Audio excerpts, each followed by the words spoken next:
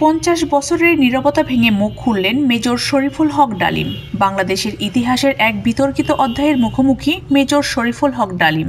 দীর্ঘদিন আড়ালে থাকা এই সাবেক সামরিক কর্মকর্তা রোববার রাতে এক বিশেষ লাইভে তুলে ধরলেন 50 বছরের ইতিহাসের অজানা অধ্যায়। মুক্তিযুদ্ধের সময় সাহসিকতা দেখানো বীর মুক্তিযোদ্ধা মেজর ডালিম 75-এর 15 আগস্টের ঘটনায় অভিযুক্ত হয়ে দেশ ছাড়েন। সেই থেকে নির্বাসিত জীবন কাটাচ্ছেন বিদেশে। তবে ইলিয়াস হোসেনের লাইভ টক শোতে উঠে এলো মাত্র 12,000 টাকায় সুন্দরবন ভ্রমণ করুন, your tours and travels Bogura. নতুন কিছু তথ্য। 75 সালের ঘটনা নিয়ে অনেক কথা হয়েছে, কিন্তু আজ আমি সেই সত্যগুলো তুলে ধরতে চাই যা এতদিন চাপা ছিল। টক শোর শুরুতেই মেজর ডালিম বলেন, দেশবাসীকে, বিশেষ করে নতুন প্রজন্মের ছাত্র জনতাকে যারা আংশিক বিজয় অর্জন করেছেন তাদের লাল শুভেচ্ছা জানাই। বিপ্লব একটি সমাজ, যে কোনো রাষ্ট্রের একটি চলমান প্রক্রিয়া। সেই অর্থে তাদের বিজয় এখনও পরিপূর্ণ অর্জিত হয়নি, তার জন্য আরও সময় প্রয়োজন। 24-এর গণ অভ্যুত্থানের নেপথ্যের নায়ক ছাত্র জনতাকে পরামর্শ দিয়ে তিনি বলেন, সম্প্রসারণবাদী হিন্দুবাদী ভারত যার কবজায় আমরা প্রায় চলে গেছি, সেই অবস্থা থেকে সেই 71-এর মতোই আরেকটি স্বাধীনতা অর্জন করতে হবে। তা না হলে বিপ্লব ব্যর্থতায় পর্যবসিত হবে। 75-এর হত্যাকাণ্ডের নেপথ্যের কারণ জানতে চাইলে তিনি বিস্তারিত ইতিহাস তুলে ধরেন।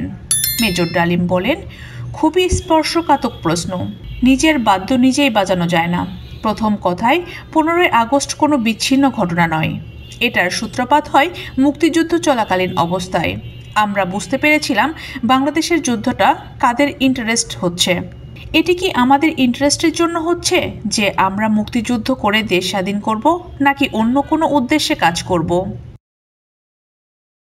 এই বীর বিক্রম বলেন, যখন 7 দফাকে চুক্তি করে নজরুল ইসলাম তাজউদ্দিনকে পারমিশন দেওয়া হলো একটি প্রফেশনাল গভর্নমেন্ট গঠন করার, 7টা ক্লোজ পড়ে সাইন করার পর নজরুল ইসলাম ফিট হয়ে পড়ে গিয়েছিলেন যে আমরা ক্রমান্বয়ে ভারতের একটি কদর রাজ্য বা অঙ্গরাজ্যে পরিণত হব। তিনি বলেন, শেখ মুজিব তার জুলুমের মাত্রা এতটাই তীব্র করেছিলেন স্বৈরাচারী আচরণের মতো যে তখন মানুষ রবের কাছে মুক্তি চাচ্ছিল তার জুলুমের অবসানের জন্য। মেজর ডালিম বলেন, মুজিব তো মারা যায়নি। মুজিব একটি সেনা অভ্যুত্থানে নিহত হয়েছেন। সেনা অভ্যুত্থান তো আর খালি হাতে মার্বেল খেলবে না। ওখানে দুই পক্ষ থেকে গোলাগুলি হয় এবং হতাহত হয় দুই পক্ষই।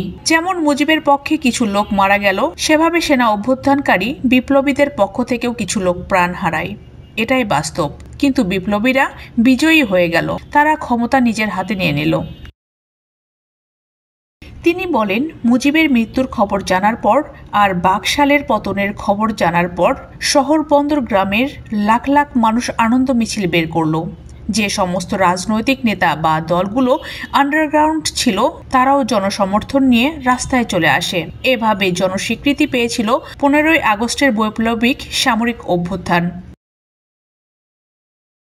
24-এর বিপ্লবীদের উদ্দেশ্যে মেজর ডালিম বলেন, বর্তমান প্রজন্মের বিপ্লবীদের, ছাত্র জনতার বিপ্লবী কর্মকাণ্ড যদি কোনো রকম অবদান রাখতে পারি আমাদের নিজস্ব অভিজ্ঞতা যোগাযোগ থেকে, তাহলে আমরা সেটা করতে প্রস্তুত। পিছপা হব না ইনশাল্লাহ। আমরা তাদেরকে শ্রদ্ধা সালাম ও বিপ্লবী সালাম সাথে মন থেকে দোয়া করছি তাদের বিপ্লব যাতে ব্যর্থ না হয়। তারা যাতে বিজয় অর্জন করে সুখী সমৃদ্ধ শক্তিশালী বাংলাদেশ গড়ে তোলে, তাদের দুর্জয় ঘাঁটি হিসেবে গড়ে তুলতে পারে। জাতীয় সঙ্গীত ইস্যুতে মেজর বলেন, বাংলাদেশের জাতীয় সঙ্গীত রবীন্দ্রনাথ ঠাকুরের না হয়ে কাজী নজরুল ইসলাম বা অন্যান্য স্বনামধন্য দেশীয় কবিদের গান হতে পারত। ভিনদেশী একজন কবির গানকে জাতীয় সঙ্গীত বানানোকে পৃথিবীর ইতিহাসে বিরল বলে মন্তব্য করেন তিনি।